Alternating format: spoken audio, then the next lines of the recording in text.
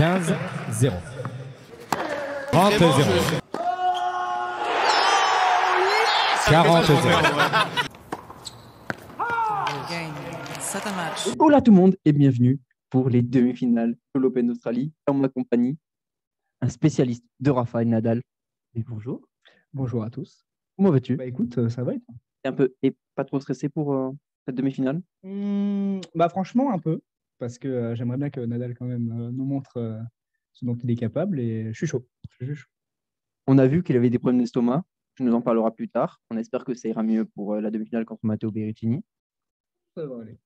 On verra bien. On verra ça tout à l'heure dans l'espace chrono. Bon, vous savez comment on commence. On commence par les faits rétro. Mais avant ça, Premier titre, le gazon, il le mange. Settlement Medvedev. 3 sets to love. Matched in Canada. 2 sets to love. 7-6, 6-3. effet rétro.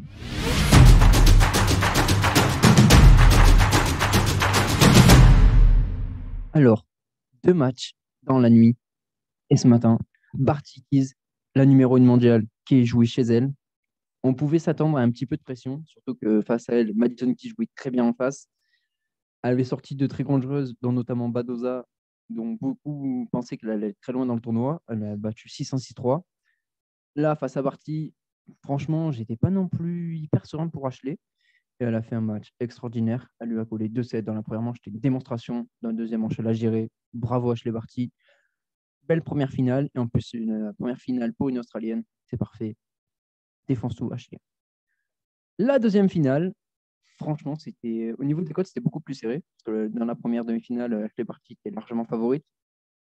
Était un 23. Dans la deuxième demi-finale, Jantek était à peu près aux alentours des 1,70, alors que Collins était aux alentours des 2,25.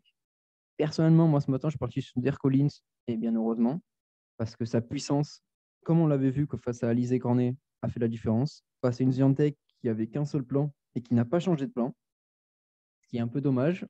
On pensait, quand on regarde un peu les matchs, on pourrait se dire qu'il y a des ressemblances entre Swiatek et Sinner. Les deux sont jeunes, les deux font des erreurs, et les deux n'ont qu'un seul plan face à leurs adversaires, ce qui pose problème.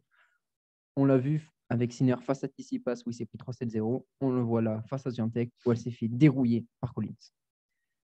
Mais franchement, moi, le match qui m'a le plus hypé cette nuit, c'était le Kokkinakis Kyrgios en double. Face à la paire Granollers-Zeballos, c'était une démonstration de la part des Australiens qui ont été impressionnants. Comme leurs compères Ebden et Purcell, qui ont été aussi impressionnants, même si je trouve que Ram et Salisbury ont fait un match très, très, très moyen. Ça a été quand même impressionnant de la part de la paire Ebden-Purcell, qui affrontera donc Kokkinakis Kyrgios. On en reparlera plus tard, normalement demain. La paire Kyrgios et Kokkinakis sont favoris. Je pense que même si Ebden et Purcell jouent très bien, je pense que la paire Kokkinakis Kyrgios s'en sort. Mais maintenant, on va passer à l'événement de Pourquoi tu es là, aux demi-finales hommes de l'Open d'Australie. On va passer au chrono. C'est parti.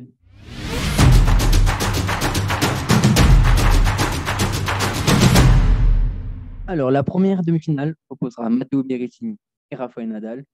Et bien sûr, c'est pour ça que tu es là. C'est pour nous parler de Rafa et de ses problèmes d'estomac. Est-ce que ça va mieux? Bah alors oui, comme nous avons vu effectivement au dernier match, au précédent match, pas comment dire, vraiment subi des douleurs à l'estomac. C'est vraiment subir quoi. Dans le cinquième, Ouais. c'est pas son service, il est bon. Clairement. Et bon, du coup, je suis allé un peu m'enseigner parce que voilà, C'est un peu ton rôle. c'est ça, ouais.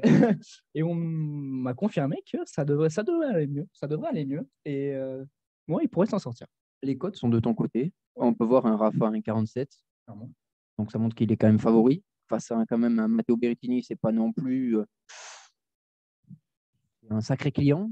Il a fait de sacrés matchs dans cette Open Australie. Il a sorti Alcaraz en 5 manches alors que Alcaraz était favori. Il a fait un match terrible face à Alcaraz. Il a fait un match terrible contre Gaël. Il a détruit Carreno Busta. Franchement, qu'est-ce que tu en penses de ce match? Est-ce que tu vas quand même partir sur Rafael Nadal face à Matteo Berrettini, comme le font la majorité des parieurs, à 88%? Je pense que je vais rester sur Nadal, oui, tout à fait. Puisque moi, je crois en lui et j'espère qu'il va aller chercher la finale et peut-être même la victoire. Alors, donc tu penses qu'il va gagner un 21e Grand Chelem?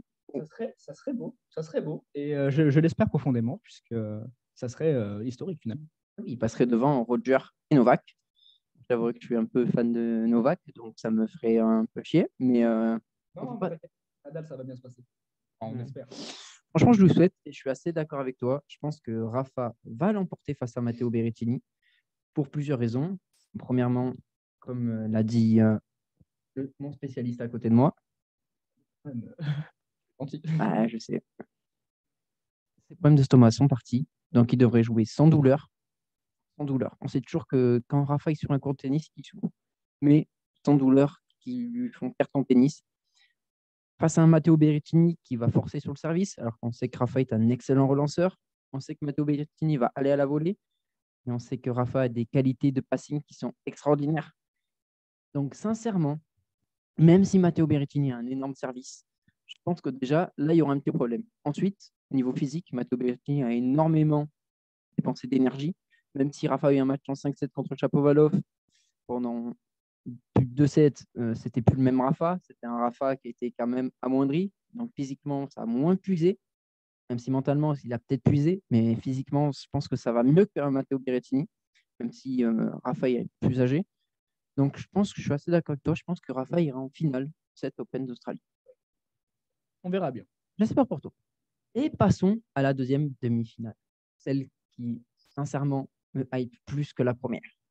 Qui affrontera Nadal, selon nous, en finale de l'Open d'Australie. Stefanos Tsitsipas ou Daniil Medvedev? Qu'est-ce que tu en as vu là-dessus? Ah, on peut le savoir. Déjà, statistiquement parlant, on pourrait croire que Daniil se retrouverait en finale contre Nadal. Effectivement, c'est un joueur qui promet de grandes choses. Mais Stefanos Tsitsipas, quand même, on peut dire il est puissant. Donc, je pense que ça va être un beau match. Ça va être un bon match, je suis assez d'accord avec toi. Même si Daniil Medvedev est extraordinaire. Il est favori, on peut le voir avec les cotes. 39, 70, 73% des parieurs lui font confiance.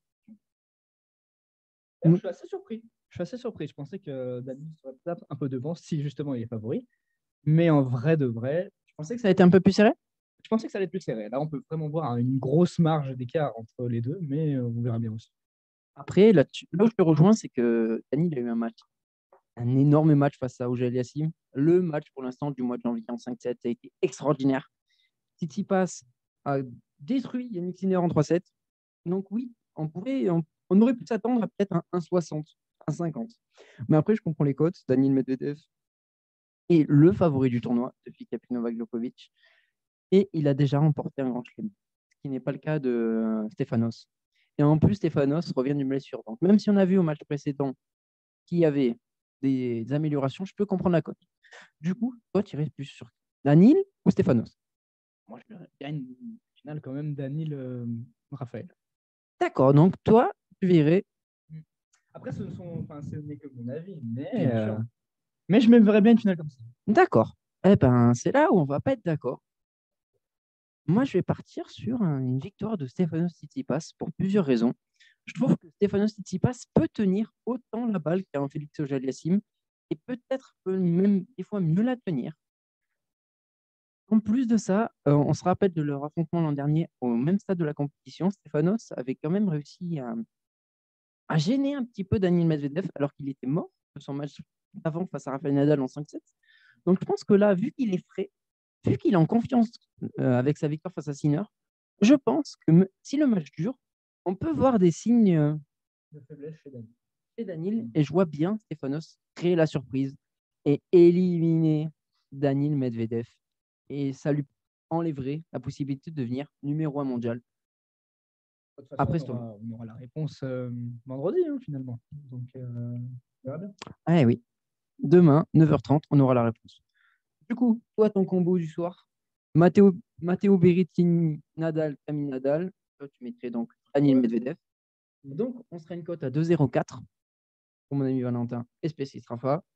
Et pour moi, on partirait sur du Rafael Nadal là-dessus, on est complètement d'accord. Et moi, je partirais sur Stefanos Tsitsipas avec un combi à 4,67. Bah, c'est justement là où les prix deviennent intéressants. C'est là où les paris deviennent intéressants. Moi, sincèrement, c'est ce que j'ai mis. Ok. J'ai mis un petit billet sur Rafa et Stefanos. La cote est intéressante. Je trouve que ça vaut le coup. Moi, je trouve qu'un Stefanos à 3,18, ça vaut le coup. Un Daniil à 1,40, ça vaut moins le coup. Après, je suis d'accord avec toi, il peut largement l'emporter face à Stefanos. Il l'a déjà fait. Il y a 6-2 au niveau des confrontations entre les deux joueurs, donc c'est largement possible. Bah, ce que je veux dire par là, finalement, c'est que Daniil est quand même un joueur, à mon sens, ce n'est que mon avis, plus technique que Tsitsipas. Oui, il a plus d'armes. Il a plus d'armes, il a un panel de sa manche. Et là où Stefanos lui brille, c'est vraiment sur la puissance des coups et sur l'endurance. Tu vois. Je vois. Mais je pense que la puissance ne fait pas uniquement tout, tu vois. Et si Daniel arrive à justement établir et à mettre sur la table son éventail de coups, ça peut tourner en sa faveur. C'est largement possible. On verra bien. Surtout que le match est là à des horaires à peu près plus normaux. Ça sera aux alentours des 9h30. Ça sera dans un niveau à heure locale à Melbourne. On sera à peu près aux alentours des 21h. Alors, au niveau de la météo, on sait très bien que c'est très dur au niveau de la météo. C'est 42, ouais. C'est pas faux, c'est pas faux. Surtout que Rafa, il fera plus chaud. Là-dessus, il n'y a aucun problème. Après, notons que Rafa est un joueur qui a l'habitude de jouer sous la chaleur. Oui. En Espagne, il y a la chaleur. C'est pour ça que là-dessus, moi, je ne doute pas trop de sa victoire. Moi non plus. Mais par contre, moi, ce qui me pose problème, c'est Daniil Medvedev en nocturne. Parce qu'il s'était déjà en nocturne face à Félix Auger-Aliassime et il a affirmé, parce qu'on sait qu'en nocturne, il y a un taux d'humidité qui est assez terrible. Par exemple, là, lors du match Swiatek Collins, le taux d'humidité est aux alentours des 56%. Et Daniil Medvedev s'en était plaint lors de son match face à Auger-Aliassime parce que il suait de partout. Du coup, il avait du mal avec le grip de sa raquette et c'est pour ça qu'il faisait un nombre de fautes assez important, de double fautes assez important. Moi, j'avais souvenir de ça, oui, effectivement. Et quand il y a eu la pluie et qu'il y a eu la fermeture du toit, il y a eu un petit peu plus de fraîcheur. Et c'est là où on a vu un Daniil Medvedev revenir dans le match et remporter ce match en 5-7. Donc, franchement, moi, je pense que s'il ne pleut pas, c'est pas à toutes ces choses. Mais je suis d'accord avec toi, c'est largement possible qu'un Daniil Medvedev l'emporte. On a fait le tour? Ouais.